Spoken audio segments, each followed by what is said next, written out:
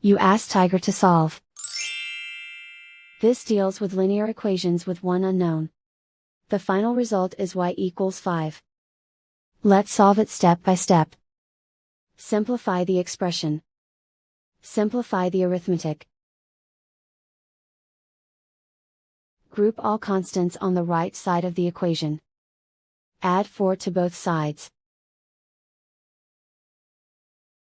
Simplify the arithmetic.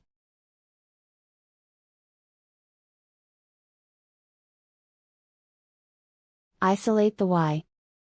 Divide both sides by 5. Simplify the fraction. Find the greatest common factor of the numerator and denominator.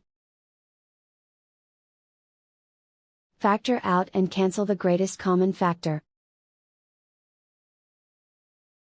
And so the final result is y equals 5.